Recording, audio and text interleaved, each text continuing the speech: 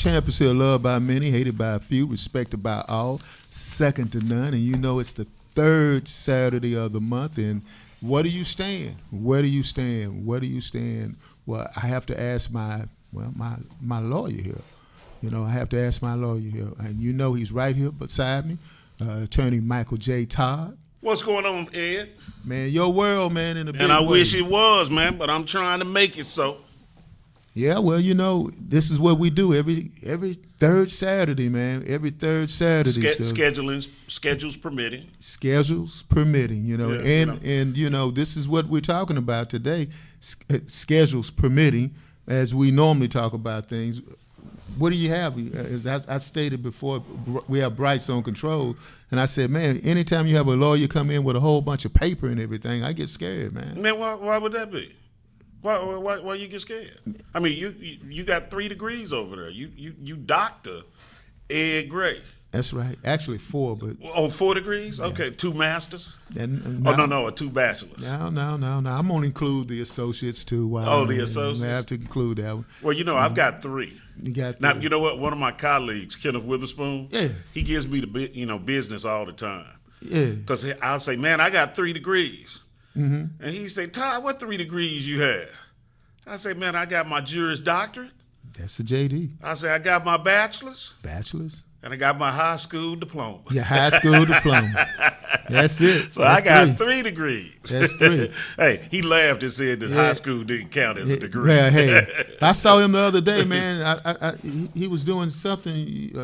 He had something going on in the community, man. Oh, really? Yeah. So, you know, but, you know, you got something going on in the community as well, man. Yeah, always. Hey, we're right here on Legal Standpoint, trying to make sure that everybody who doesn't have an opportunity to do the research, to read, to see what's going on and things of that nature is up to par.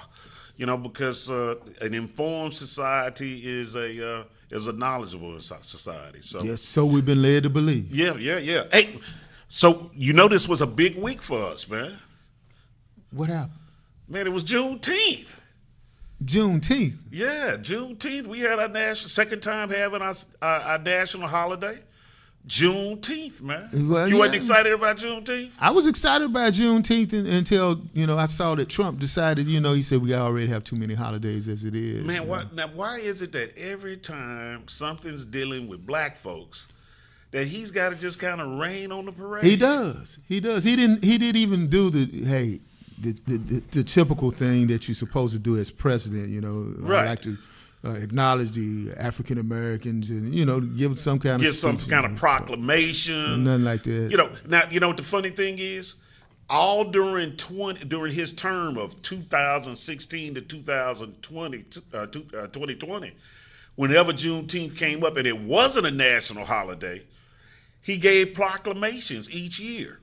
You know, he was going around then, and he was saying, "Hey, look, I'm trying to make sure that I'm good and I'm cool with the black folks and things of that nature." But he really wasn't trying to appeal to us. That was to try to appeal to his people to make them think that he wasn't racist. Well, he don't care anymore. Well, yeah, now that he's got his second term, he doesn't care. He comes out on Juneteenth and basically says we got too many paid holidays, you know, for us to be a prosperous nation. Like this one day is going to make a difference. Well, what difference does it make when he spent that whole day at his country club? Yeah. You know what I like to tell people about Juneteenth, man? What's that? They got 2 extra years out of our ancestors, right? And a year is 365 days, not counting leap year. Mm-hmm. So if we had 65 and 65, that'd be 130, right? Mm-hmm. Plus 600. So that's 735 days. Did I say 35? Yeah. Okay. 735 days. Now he's complaining about us having a day off, right? It's going to take us 730 years to catch up with those 2 years that they took from us. You follow me? I'm following you. Now the whole thing with that is that why is he saying this stuff in the first place, man? Well, you know why he's saying it. Because the thing is, that's a part of his whole mantra now. He wants to put every ill that's involved in this country on the back of black folks. You know, Well, he might as well since he can't deport us. well, yeah, he can't deport us. But the thing is, you know what? It's a continuation of his first term. Everything back then, for the first 3 years and 3.5 years of his term, everything was the fault of immigrants, people who were not from this country. And then what happened? George Floyd was killed, and we had massive protest with respect to systematic racism and individual racism that we saw as reflected in the conduct towards George Floyd. You follow what I'm saying? Following. And so, you know, at that point, he started up with his whole thing. He started up with this whole, you know, anti-black deal then. He started complaining about systematic racism. He started, or whether it was there or not.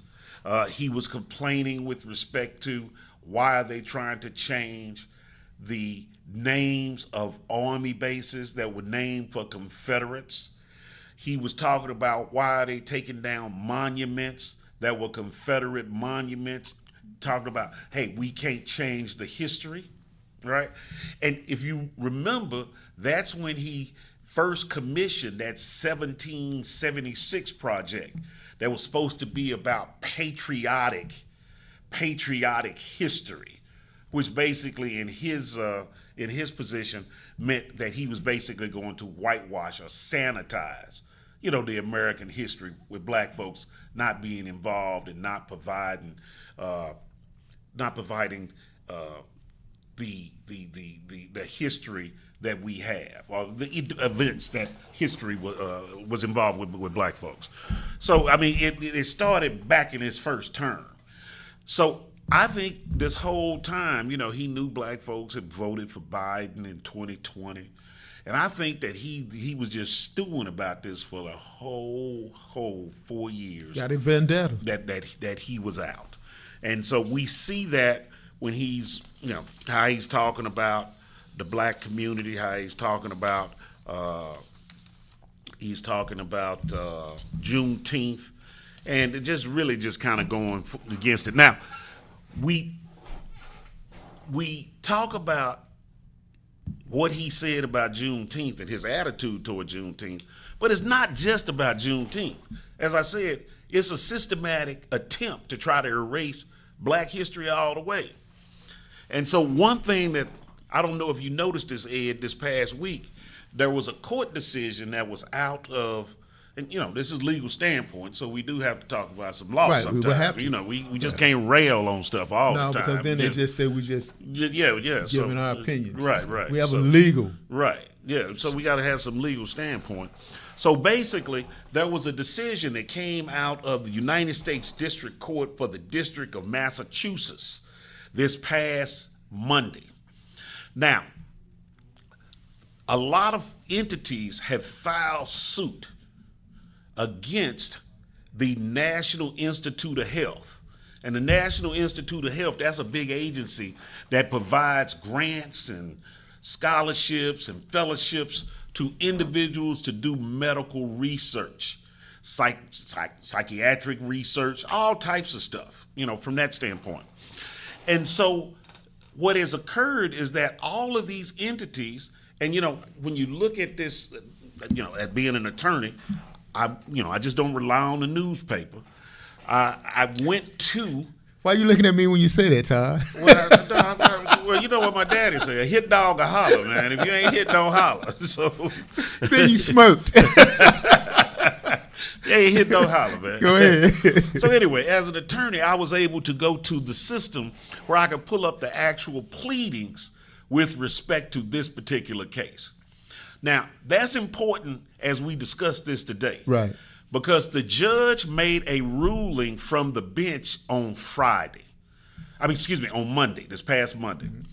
But he has not issued his formal opinion on the case. So we just have some of the pronouncements that he made from the bench that have been reported, where he said that he had never seen such drastic racial discrimination by the government in his 40 years on the bench. So how long he's been there? 40 years. Who appointed him? He was appointed by Ronald Reagan. Oh, so this isn't an Obama. No, not an Obama. So judge. you can't say this an Obama. Yeah, I can't say it was a George Bush guy. Biden, but it's Right. Reagan. But it was Reagan, And, Reagan, I mean, we know he was staunchly conservative back in the day. Right. I mean, Republicans used to say that Reagan was the standard bearer of what a Republican should be. Until recently. Yeah. Reagan's the one that went to Philadelphia, Mississippi when Absolutely. he kicked off his campaign County. and said that the South will rise again. Right. So it's not like we talking about some flaming liberal with respect to a Reagan appointee. Right. And so what I did, I went back, and so the National Institute of Health is providing all of these grants and things of this nature, right? Well, what happens is, of course, looking at the pleadings, what happened in February of 2025, all of a sudden stuff started changing. And grants that had been already awarded up to $2.3 billion of grants had already been spent and things of that nature. They had additional monies that were still coming, and they had additional grants that were already authorized that were supposed to receive money. All right. And then all of a sudden in February 2025, all of these grants just started to be canceled. And they asked, when the government cancels something that they've already provided, they just can't do it willy-nilly. They have to follow certain rules. You've got the Administrative Procedure Act. You've got the regulations of the agency itself. You just can't say we're no longer doing it. Yeah, we're no longer doing it. You have to look at the congressional statutes that had been passed that authorized these type of grants. All of those things have to be looked at, and if you're going to cease these grants or stop these grants, it has to be consistent with the framework that I just outlined. Statutes, regulations, things of that nature, directives. Well, what the plaintiffs in this case said is that in February of 2025, they started receiving termination letters. And the termination letters were not tied to any directive. And it really did not outline any genuine concern about the rigor of the projects or any concern about the underlying data. Now, let's think about that. These people are out here doing research. All right, so let's say if they were doing research and it was about, and I'm just making something up, and it was, how many holes is in a bubble, right? Then you may have an issue with respect to the rigor, right, of the project. Right. And or maybe the data itself, right? But if that's the case, you have to specify that, right? Because those are reasons to be able to terminate. None of those things were cited in these termination letters. They said that just a broad base, they started receiving these letters and they said that the work was unscientific. That was it. It was just unscientific. Now, let's look at some of the stuff. I'll give some examples of some of the stuff that it may have been. Because the plaintiffs in this case are saying that the things that turned out to be unscientific were items that were directed towards either gender or it was something that was pointing to race. Now, an example. An entity was studying, let's say, the different mortality rates of women in childbirth, right? And trying to determine why black women have a higher mortality rate than white women, right? That's scientific. We have a difference between the two groups. We're trying to find out what is the basis for that, and then do what? Come up with answers to alleviate the disparity, right? Correct. something like that received a letter that said that this was unscientific, and it was not. It was not. It was no longer effectuate. The research no longer effectuates the agency's priorities. Who writes this stuff? The NIH, the people who have now been appointed by Trump to go in and to run these agencies. And remember, this whole thing with Elon Musk, when they're talking about we were trying to remove waste, fraud, and abuse. That's not what was going on.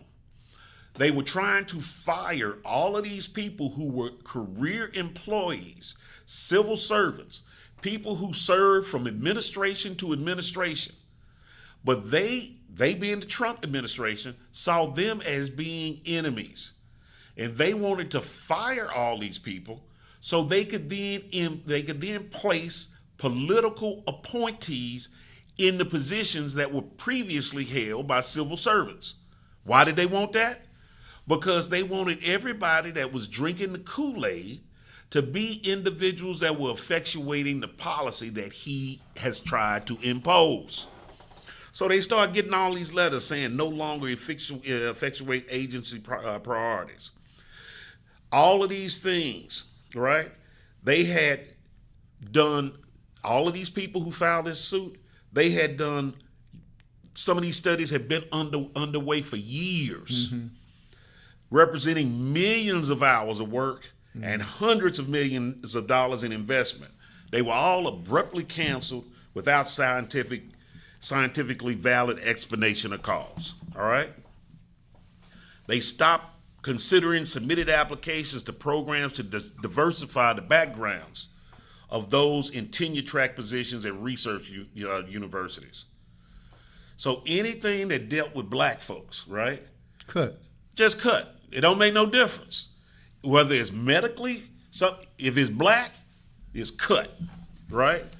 And so the judge who looked at this, right, he said that the agency's process was arbitrary and capricious. See, that's some legal jargon, right? Those legal words. What does that mean?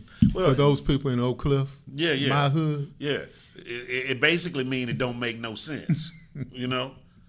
And that's really what it means. It's arbitrary and capricious. When we hear those words, we know what that means. Oh, that's the standard. It's arbitrary and capricious, meaning it don't make sense. I'm going to use that the next time. Arbitrary and capricious. Arbitrary. Yeah, man. It's arbitrary and capricious. Yeah. Arbitrary and capricious. Just throw it out there. Yeah, just throw it out there.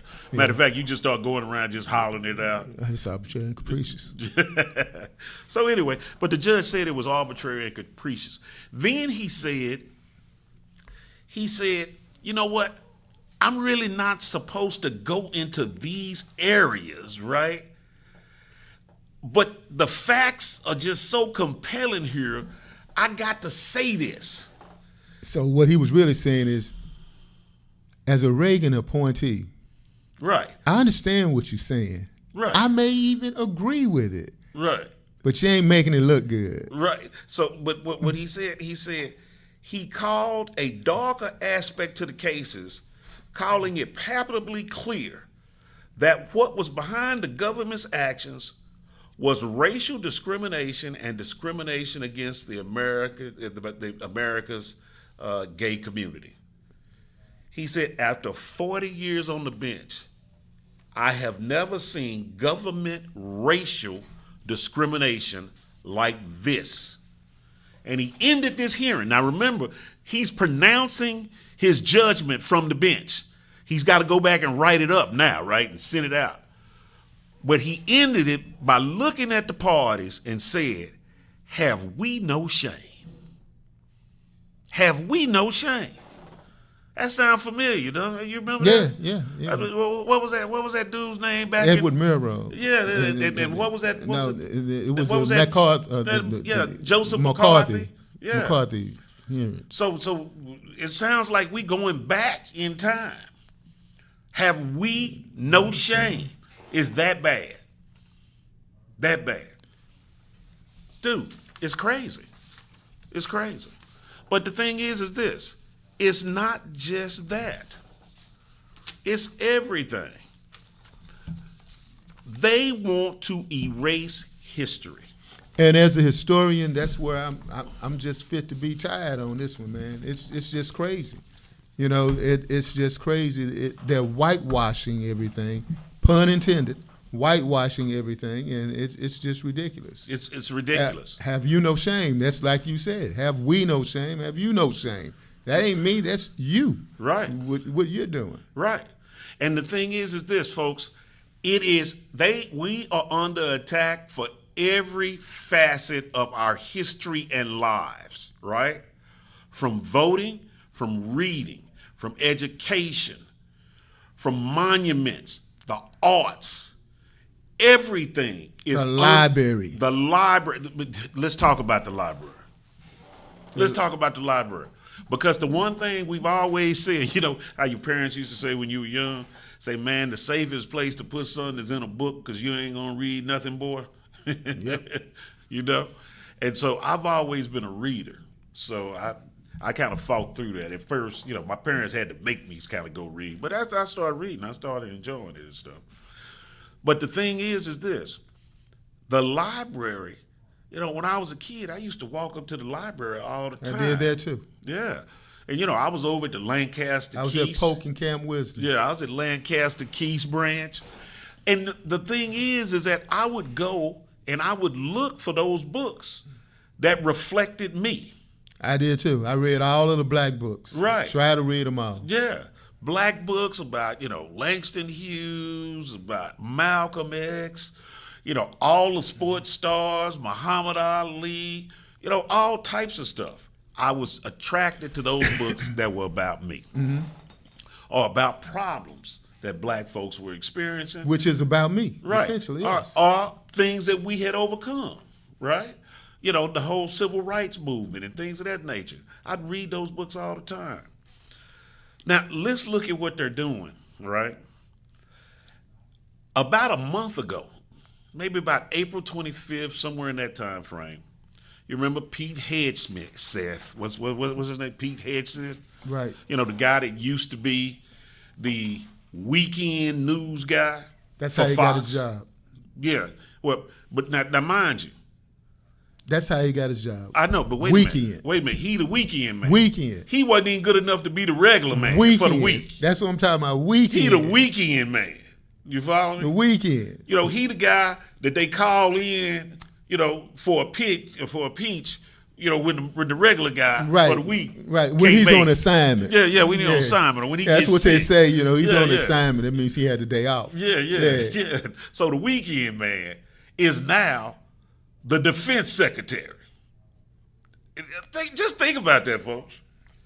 The weekend man is the defense secretary over the And largest that department. qualified him. Well, he had been in the military, they say. Yeah, right. I think they said the largest group of individuals he had been over was maybe 25. Now he's got what? Hundreds of thousands of people. He's supposed to be in the line as it relates to all the atom bombs and all the nuclear weapons that we have. Just all kinds of stuff. But anyway, I mean, and they say DEI for black folks, right?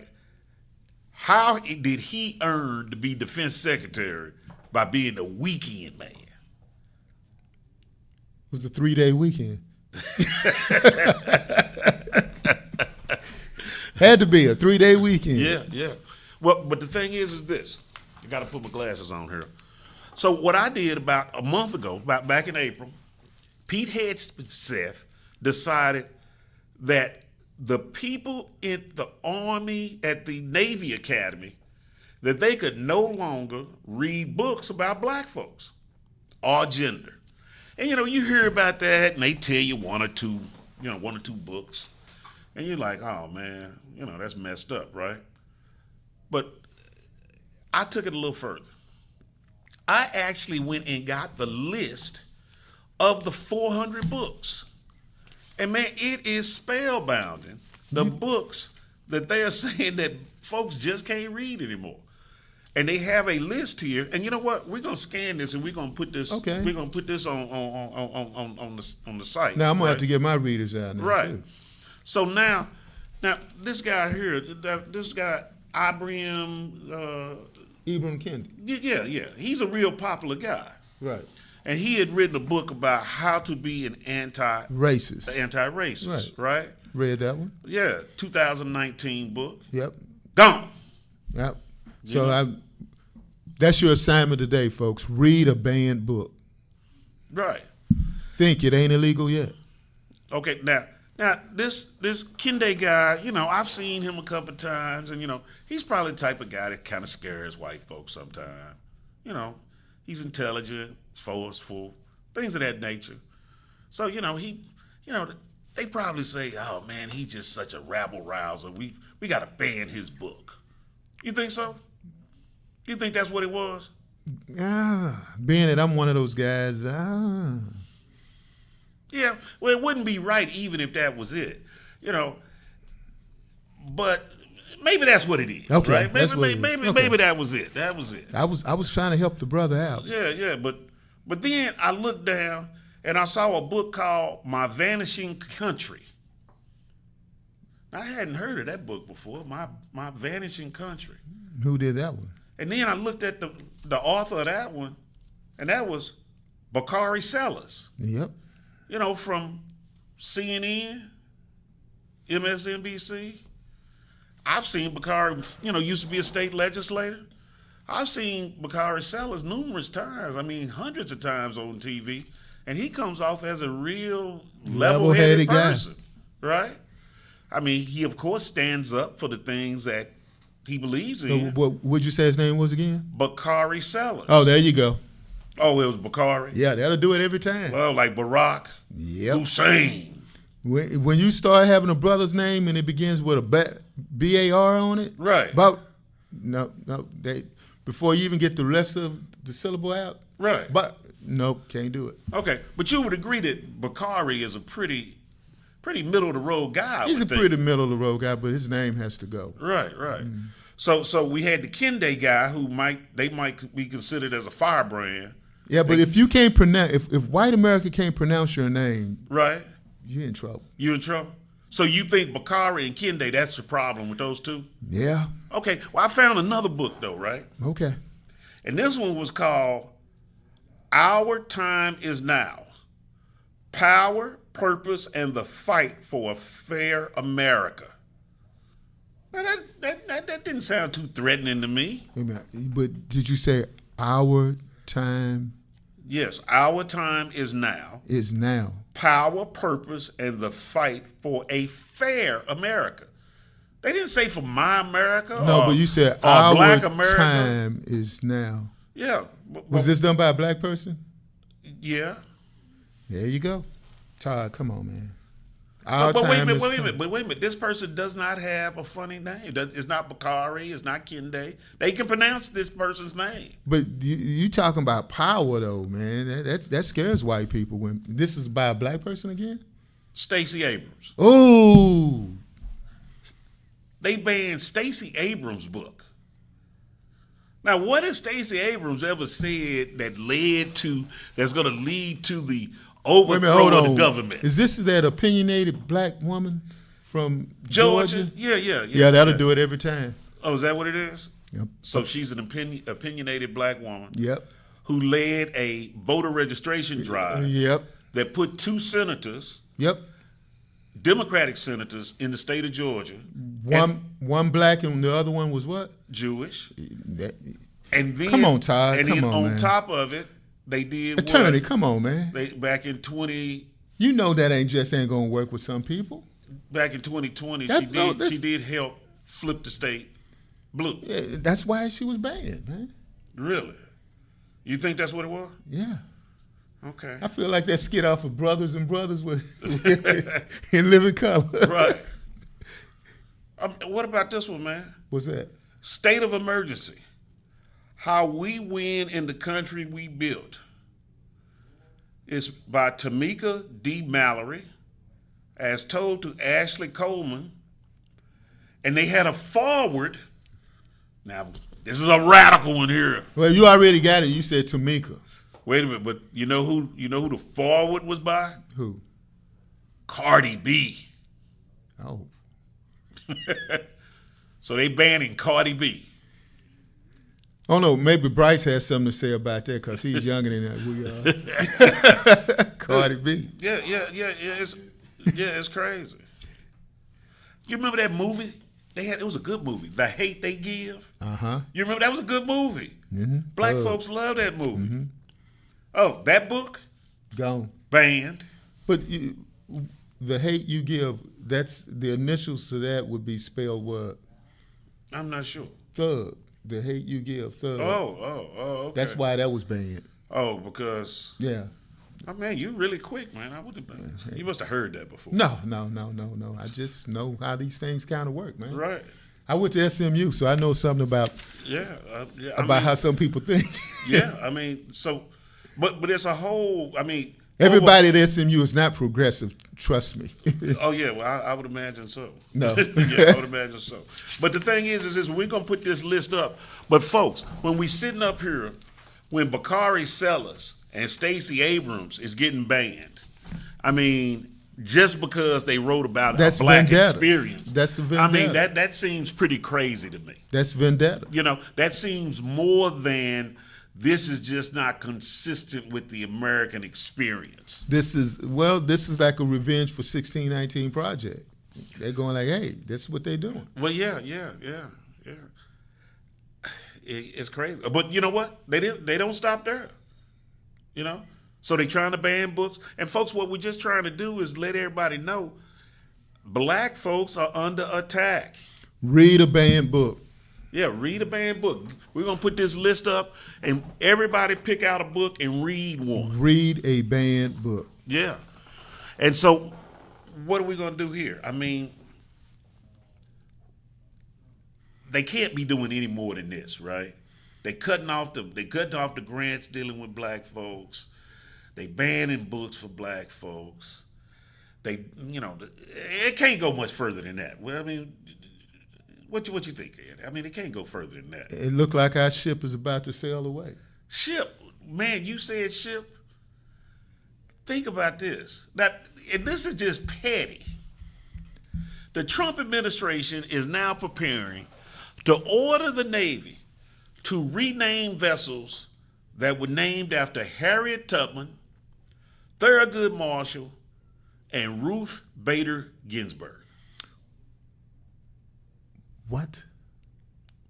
Now think about this. Ruth Bader Ginsburg? Yeah. Supreme Court Justice Ruth Bader Ginsburg? Yes. So this isn't just a black thing now. It's a woman thing too. Because they want to keep women barefoot and pregnant. And names off of ships. Yeah, names off ships. And think about this, man. They built each one of these ships at these Navy yards, right? They had the fanfare where all the people came. They got the big thing of champagne and hit it across the bow. And the ship traveled out into the sea or to the bay or the harbor, wherever it was. And it was commissioned. And these are ships that have been in service going around the world. And now they're going to bring them all back to change the name. What is up with that? I got some friends, man, some colleagues and friends, not black. And when I talk to them and I say, man, Trump's a racist. And they like, oh, man, come on, no, he's not racist, man. The DEI stuff was going too far, man, making white folks feel uncomfortable. Mm-hmm. I was like, well, okay, all right. But then what I do is when I see stuff like this, I send, what do they say? Well, they say it's about so-and-so. What do they say? Yeah, well, that this is, give the reason of why they're doing these things. Or they have like when I sent this to some of my friends as it relates to renaming the vessels, a couple of them responded back, well, they haven't done that yet. They're just thinking about it. So, I don't know if they're really going to do that. you know? But the fact that they just considering it, to me, I mean, why do that? What are they doing now with all the Army bases? Remember? There were like 11, was it 9 or 11? I think it was 11. Army bases that were named for Confederates. Traitors. Traitors. Now you got to call it the way it is. Yeah, We have to change the name of that. That Confederates is too nice. Yeah. Traitors. They were traitors. Traitors. They fought against our country. Right. They supposed to have taken an oath, and then what they did was they disavowed that oath and took up arms against Right. insurrectionists. They were insurrectionists, just like the January 6th. Insurrectionists. Yeah. But the thing is, They got pardoned. Yeah, they got pardoned. Over 1,500 people took up arms Against the United States. And got pardoned. And now they want to change back the names to the Confederates. Now, the problem was with the bases is that Congress passed a law that said that you can't have these bases in the name of the Confederates, right? Because they were traitors, right? So, you know what they did? What they're doing now? Under Biden, of course, they changed all of them to Count Liberty, named for some other people, things of that nature. So now what they're doing, like Fort Bragg, I think Fort Bragg's in North Carolina, I believe, and it was named for this Confederate general. So they have gone through the service records, and rather than, and they found somebody else's name whose last name was Bragg. So let's say Fort Bragg was named for who? What was the general's name, first name? You remember? I don't remember his name. Okay. Yeah. So let's say he was Frank Bragg, right? So now they've gone through and they found somebody named John Bragg. And say now it's named after him. And say now it's named after John Bragg. But it's known as Fort Bragg. I mean, can we make this stuff up, man? Can we make this stuff up? Now, they did do one thing, and I can't remember what the brother's name was, but they did find one brother, and they named one after the brother. There's always one. It's always one. He was dead, though, man. You know. But it's just to illustrate a point. It's always one. Yeah, always one. But they're going back, finding people with the same last name, and they might say, okay, well, he got shot once, so, you know, he had some valor, so we're going to name it after him. You can't make this stuff up, man. You can't make this up. This is the craziest stuff that I have ever heard. You know? And the thing is that it doesn't stop there. We talked about this once before. But every civil rights case that the Department of Justice has initiated is under review. And when I say every case, I'm talking about if the Department of Justice filed a case where they said Apple was discriminating against black folks, that's under review. If they say that the city of Memphis Consent decrees, if those consent decrees are dealing with black folks or anything like that, that's under review. Breonna Taylor in Louisville. Right, all of that. And so what they're doing, they're going through and they are reviewing and dismissing the cases. If it's a consent decree that has not been completely entered into, they're pulling out of it. And if it is a consent decree that has been entered into, they're asking the courts to allow them to be withdrawn and dismissed. So basically, what we've got is that any type of remedial action that goes to the benefit of a police department, a company, or whatever, to not take adverse action based on race against black folks, that's removed. You can do that. But if you do anything as an insurrectionist, anything of that nature, then you getting a pardon. They're filing cases, DOJ, now about reverse discrimination. Mm-hmm. Right? Trump says that based on all of this DEI, that white folks have been discriminated against. And that's the most insidious thing that's going on in our country right now. So does that mean the NBA is going to have more white players in it? Well, I'm not sure. It probably will. Mm-hmm. Will. You would hope that the NBA is merit based, though, right? Until the Trump administration gets a hold of it and say, "Wait a minute, hold on, it won't be merit based." This is white players have been discriminated against for far too long. You know what? They might try to do that. They may try to do that. They might try to do that. Yeah. So because out of the two teams that are playing, well, I guess Oklahoma has one white player. That's pretty good. It's always one. And then I think Indiana's got one. Always one. Yeah. So maybe they will say. Yeah. Dallas had one. We had Luka. He was pretty good. Oh yeah, I love Luka. Yeah, he could play some basketball. You know what? If you like basketball, you can play some basketball. Hey, dude, Luka could shoot like Steph Curry. It's like. And we're going to take a quick. Well, we might as well keep going. Yeah. We'll keep going. Keep going. Keep going. It's like. Wait a minute, hold on, man. I can't, like Richard Pryor. I can't tell no Richard Pryor jokes. We would say Jerry West could play some basketball. But Jerry West was good. Yeah, that's what I'm saying. Yeah. Hondo Havlicek was good. Yeah. Kevin McHale was good. Yeah. Larry Bird. Yeah, Larry Bird was good. Yeah, they were good. Yeah. Yeah, but I don't know, man. I don't know in this. They're going to make a rule. We're going to have 3 out of 5 basketball players going to have to be white now. But that sounds like a quota. Hey, we got to make it up for the reason why black people have always had quotas. Watch, they're going to do that. I'm saying that tongue in cheek, but someone in the Trump administration is going to come up with something like that. Well, that's kind of what they're doing now. That's what they're saying now. They're saying that the reverse discrimination. That's exactly. And you know what's so amazing though is that. He talks about DEI, these DEI policies. One thing the judge in Boston, Massachusetts said was that he was pressing the government to define what DEI was, and they could not define it.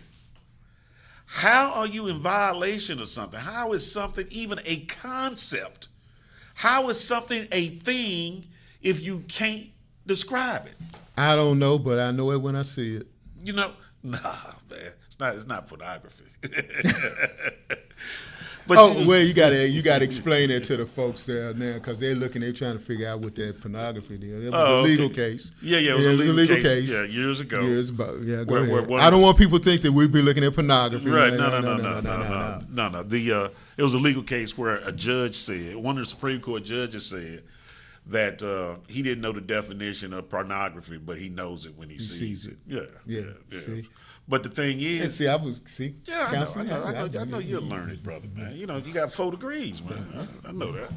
But the thing is that we've got this whole situation, dude, and it's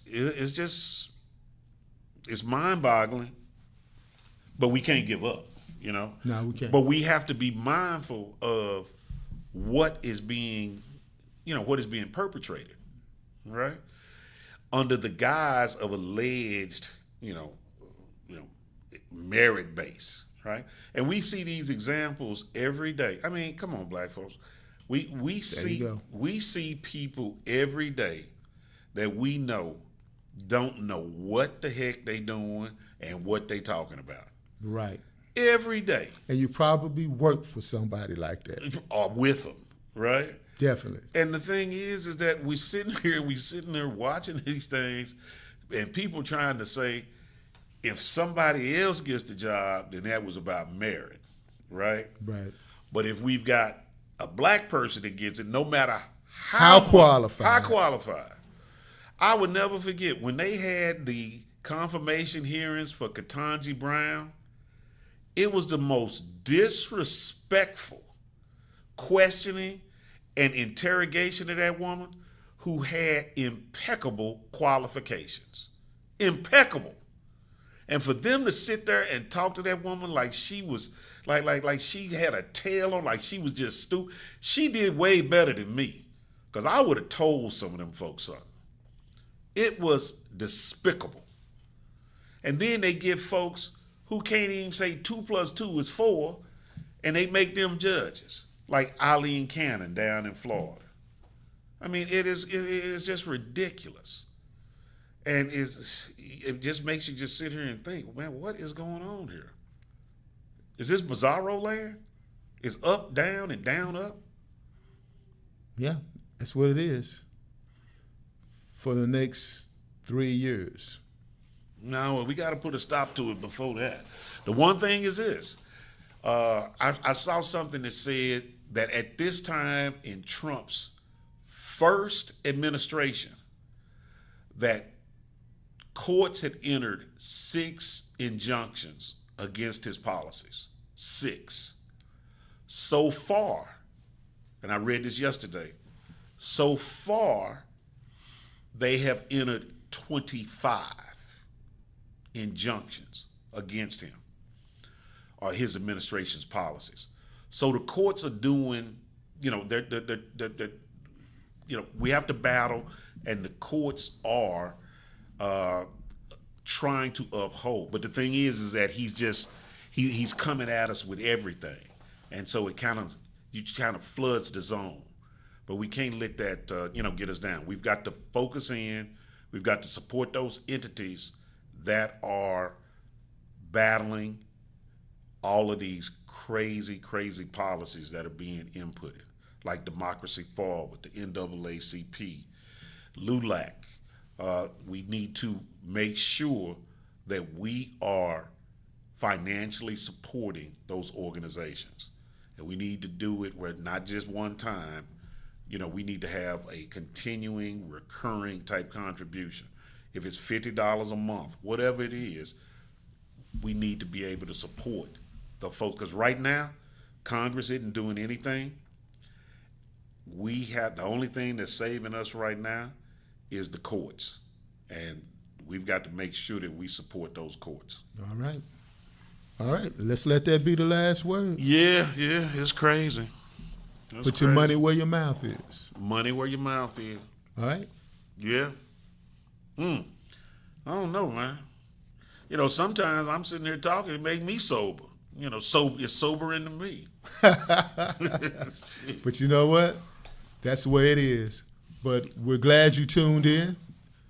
Come back next month, and you will see us back here again. All right. Legal Standpoint. With Michael J. Todd. Appreciate y'all. All right.